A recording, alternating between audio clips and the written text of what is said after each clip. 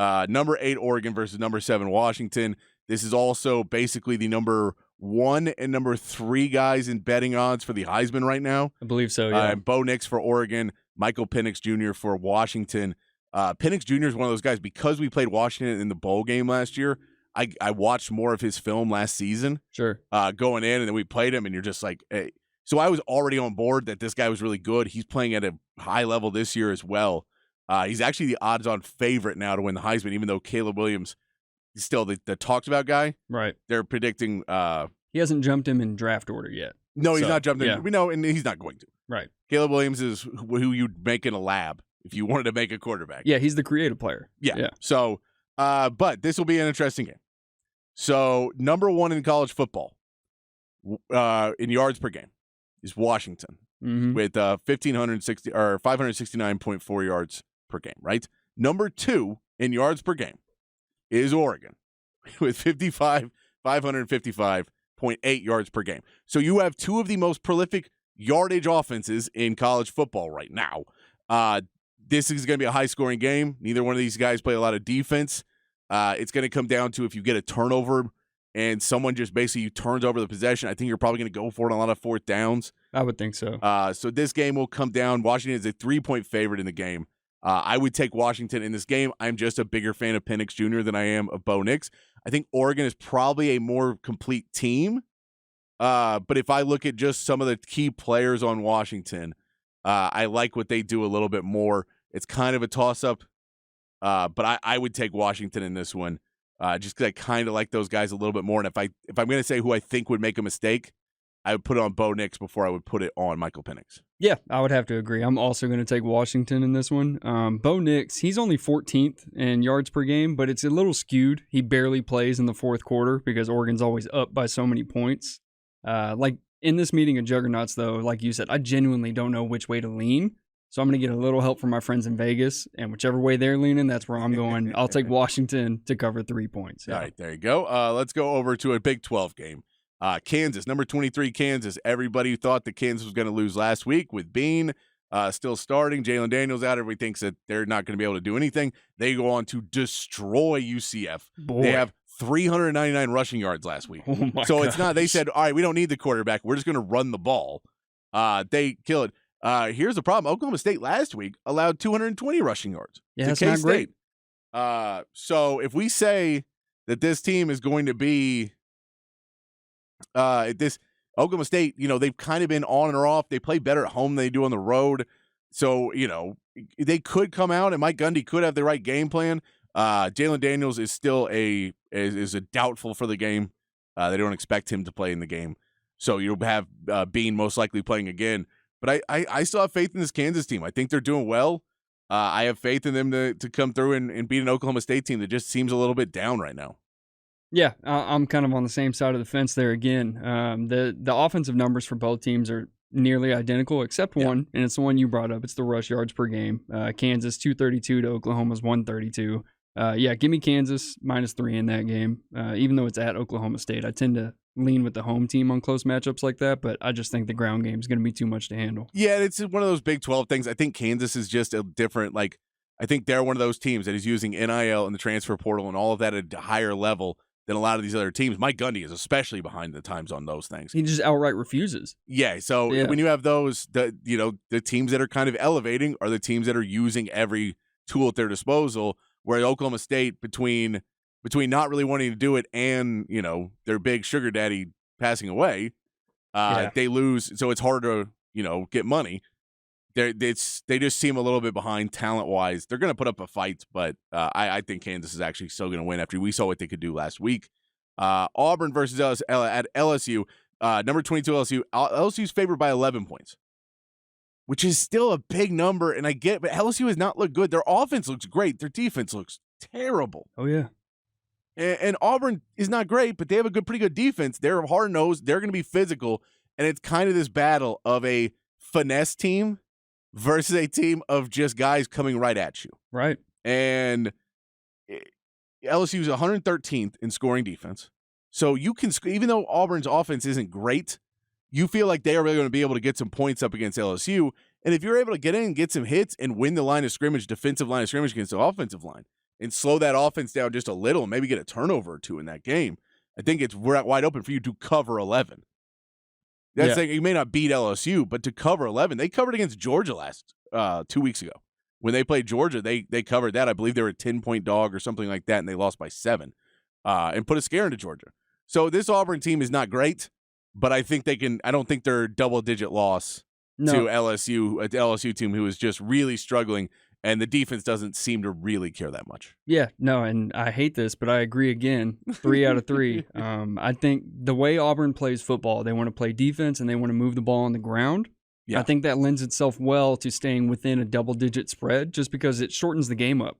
And that's the thing, too. Moving the ball on the ground against an LSU team like this with that defense is you're basically allowing yourself to get so many opportunities to break a big play.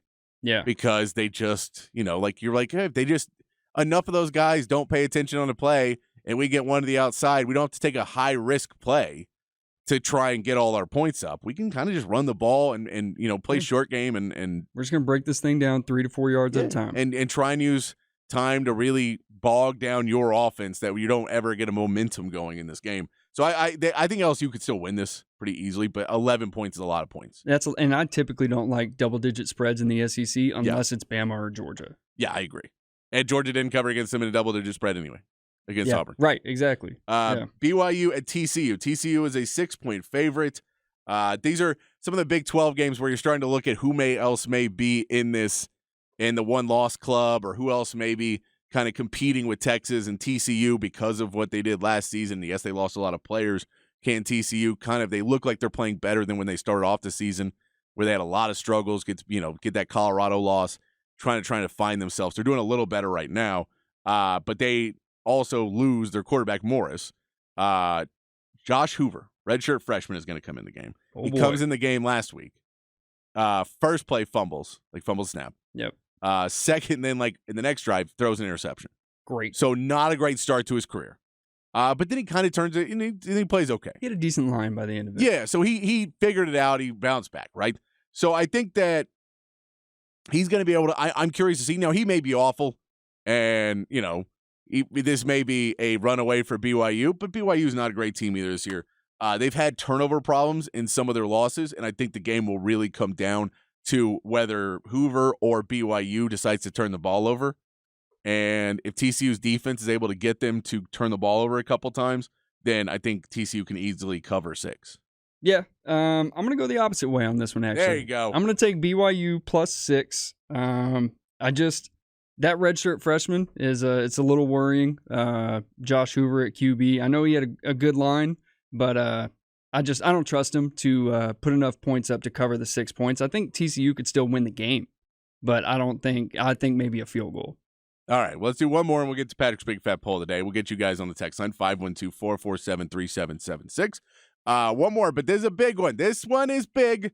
It's going to be a fun one to watch. Number 10 USC at number 21 Notre Dame. Notre Dame is favored. They're the home team. It's basically 2.5 points. It's kind of that home team swing, that it'll be a toss-up at a neutral site kind of thing. But they're saying that Notre Dame at home is going to be able to come out and play against this defense of USC that has been picked apart game after game after game. And everybody told Lincoln Riley, you should probably fix that defense. And he says, I got Caleb Williams. We're going to be fine. We're going to score 70. Have some brisket. And the defense all left. Have some brisket.